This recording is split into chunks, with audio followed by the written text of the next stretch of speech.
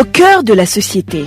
Au cœur de la société est une émission préparée en synergie par les radios Inzamba Agateka Kawe, Radio RPA Ijwi Yabanyagihugu, ainsi que la radio-télévision Renaissance.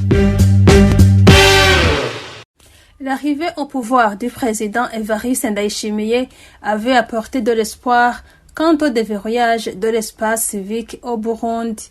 Des signes montraient que Ndayishimiye allait se comporter en ami des défenseurs des droits humains. Mais près de 5 ans de son pouvoir, comment se porte sa cohabitation avec les défenseurs des droits humains? Aurait-il apporté quelques évolutions, que ce soit par rapport à ses prédécesseurs? Quelle est la note que lui donnent les associations de défense des droits humains, aussi bien nationales qu'internationales? Telles sont les quelques questions auxquelles nous allons chercher à apporter des réponses dans le mini-magazine de ce mercredi 16 avril 2025 pour Synergie des médias, RPA et Ijwi Yabanyagihugu, Inzamba Agateka Kawe et la télévision Renaissance. La présentation est assurée par Digne Kalondo. Bienvenue.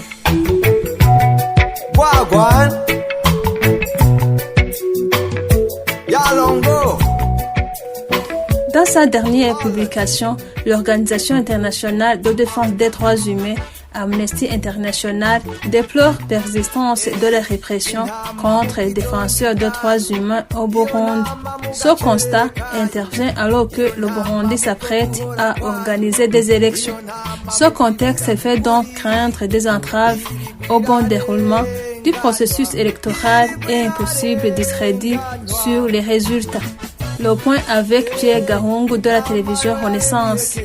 Des figures connues telles que l'avocat Tony Germain-Hina, l'ancien député Fabien Mancidanino ont été arrêtés dans des conditions dénoncées comme abusives. En février 2023, 5 défenseurs des droits humains ont été arrêtés et accusés de rébellion et d'atteinte à la sécurité intérieure de l'État. Ils ont été libérés grâce à la pression des organisations tant nationales qu'internationales. À cette réalité s'ajoute un climat de peur généralisé, alimenté par des arrestations arbitraires, des intimidations et un usage abusif du système judiciaire à des fins politiques.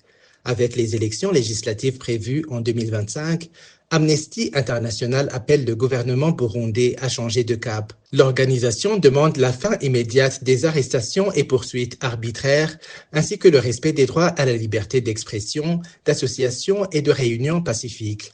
Amnesty International indique avoir adressé ses préoccupations au gouvernement du Burundi, mais celui-ci n'a pas donné suite. Le silence des autorités face à ces accusations vient renforcer l'inquiétude d'un retour à des pratiques autoritaires à rebours des engagements internationaux pris par le pays.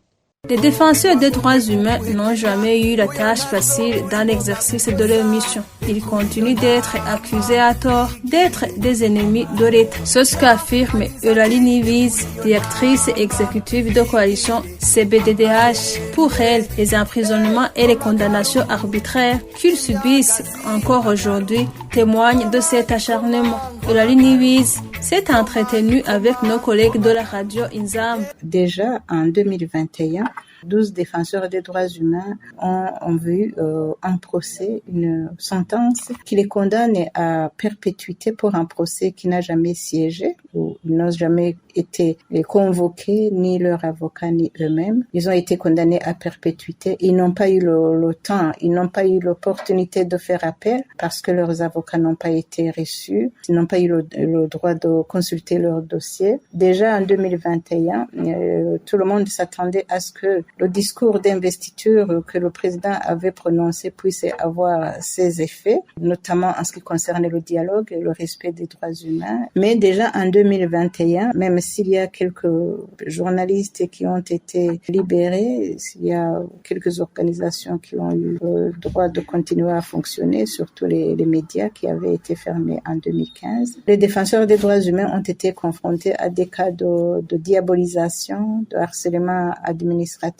d'interruption de réunions, d'arrestation arbitraire et d'emprisonnement, mais aussi de condamnation pour des peines qui n'ont pas de fondement. Quand vous êtes condamné pour atteinte à la sécurité intérieure de l'État, alors qu'il n'y a pas de preuves, c'est que le régime en place n'a pas été du tout collaborateur avec les défenseurs des droits humains n'a pas respecté ni leurs droits ni leurs libertés. Hilary Nibi s'inquiète particulièrement de la persistance de ces violations à l'encontre des défenseurs des droits humains dans un contexte électoral. Les menaces que subissent les défenseurs des droits humains constituent en fait une préparation de la période électorale. C'est comme si le gouvernement du Burundi est en train de les conditionner et de les mettre dans une situation de crainte et d'effacer autour des institutions tout regard indiscret et tout témoignage pouvant dénoncer les violations de la loi électorale et même les violations des droits humains pendant la période électorale. Notre crainte est que maintenant que même les membres de la société civile indépendante qui participent à l'observation des élections, au monitoring des élections ne sont pas nombreux. Et ceux qui pourront observer, non seulement en tant que défenseurs des droits humains, mais en tant que citoyens ordinaires, ou même les autres partis politiques, l'opposition, ne pourront pas s'exprimer, ne pourront pas constater les violations ou les fraudes qui se constatent pendant les élections, par peur de représailles. C'est ici que nous mettons un point final au mini-magazine de ce mercredi 16 avril 2025. Vous aurez compris que l'âge de l'or n'est pas encore arrivé au Burundi pour des défenseurs des droits humains. À la présentation, vous étiez avec Denis Karondo. Au revoir.